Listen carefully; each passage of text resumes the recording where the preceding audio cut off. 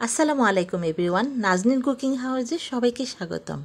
অনেকেই মনে করেন ওভেন বিটার ডিম ছাড়া বুঝি কেক তৈরি করা যায় না। আজ আমি আপনাদেরকে ওভেন বিটার ডিম এমনকি কোনো রকম ঝামেলা ছাড়াই গ্যাসের চুলায় খুব সহজেই একটি পারফেক্ট ময়েস্ট চকলেট কেক তৈরি করে দেখাবো। তাহলে চলুন আর দেরি না করে রেসিপিটি শুরু করে নিই। প্রথমে আমি এখানে 1 কাপ দুধ নিয়েছি আর দুধটাকে আমি জাল দিয়ে ঘন করে নিয়েছি। এখন রুম টেম্পারেচারে থাকা দুধে দিয়েছি 1 টেবিল চামচ হোয়াইট ভিনেগার। এখন চামচ দিয়ে আলতোভাবে জাস্ট একটু নেড়ে এক পাশে রেখে চলে যাচ্ছি পরবর্তী স্টেপে। এখন সবগুলো শুকনো উপকরণ একটি চালনির সাহায্যে চেলে নেব। সেজন্য আমি এখানে প্রথমে নিয়েছি 1 কাপ পরিমাণ ময়দা। আর এখানে ময়দার পরিবর্তে আটা ব্যবহার করা যাবে না, ময়দাটাই ব্যবহার করতে হবে। এবং সাথে দিচ্ছি 1/3 cup cocoa powder, 1 teaspoon baking powder, 1/2 teaspoon দিচ্ছি বেকিং সোডা। এখন সবগুলো উপকরণ এভাবে ভালো করে একটু মিশিয়ে নিয়ে ঠিক এভাবেই চেলে নেব। অবশ্যই চেষ্টা করবেন কেক তৈরি করার আগেই সবগুলো শুকনো উপকরণ চালনি দিয়ে চেলে নেওয়ার জন্য। আর এভাবে চেলে নেওয়ার ফলে সবগুলো উপকরণ একসাথে খুব ভালোভাবে মিশে যাবে এবং কেকও হবে খুবই সফট। চেলে নেওয়ার পর এ পর্যায়ে দিয়ে দিচ্ছি 1/4 কাপ সয়াবিন তেল।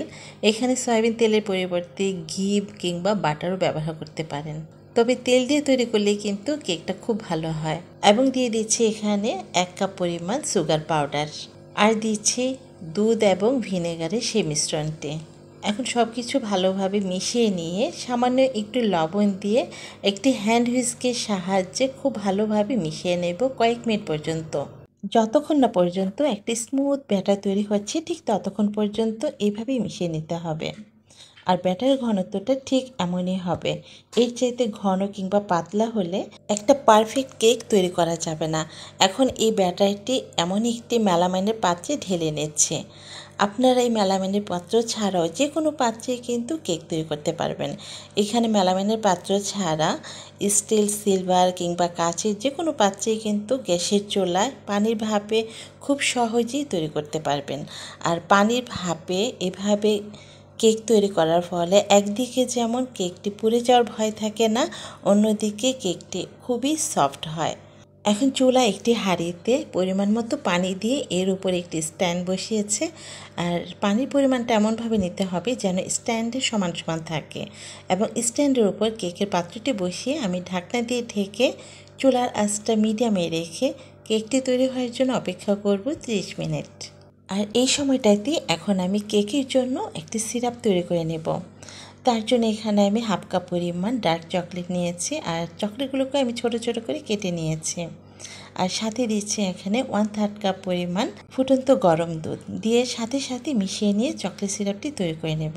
আর চকলেটটিতে সুগার এবং বাটার দুটোই ছিল, তাই আমি আলাদা করে দেওয়ার প্রয়োজন মনে করিনি। ফিরে এসেছি 30 মিনিট পর। আর এই সময়টাতে দেখুন কি সুন্দরভাবে কেকটি তৈরি হয়ে গেছে। এখন চুলাটি অফ করে কিছুটা ঠান্ডা হওয়ার পর আমি মোল্ড আউট করে নিয়েছি। আর এই কেকটি ঠিক এভাবেও সার্ভ করতে পারেন, তবে আজ আমি সেই চকলেট সিরাপ এবং হ্যাজেলনাট দিয়ে ডেকোরেশন করে নিচ্ছি। ডেকোরেশনটা আসলে নিজের উপর নির্ভর করবে, আপনি যেমন খুশি তেমন সাজিয়ে নিতে পারবেন। ডেকোরেশন করার পর আমি 30 মিনিটের জন্য নর্মাল ফ্রিজে রেখেছিলাম। তারপর আমি নামিয়ে সার্ভ করেছি। আর দেখুন কতটা সফট হয়ে গেছে। ওভেন ও ডিম ছাড়াও যে কত সুন্দরভাবে কেক তৈরি করা যায় গ্যাসের চুলায়, দেখলেন তো? আশা করছি আমার রেসিপিটি ফলো করে যে কোনো অকেশনে বাহির থেকে কেক না এনে ঘরেই এখন ঝটপট তৈরি করতে পারবেন মজার এই কেকটি। এই চকলেট কেকটি তৈরি করা যেমন সহজ, খেতেও অসাধারণ। ছোট বড় সবার মন কেড়ে নেবে। তো আর দেরি কেন, এখনই ট্রাই করুন। আজকের মতো এখানেই বিদায় নিচ্ছি। সবাই ভালো থাকুন এবং সুস্থ থাকুন। আল্লাহ হাফেজ।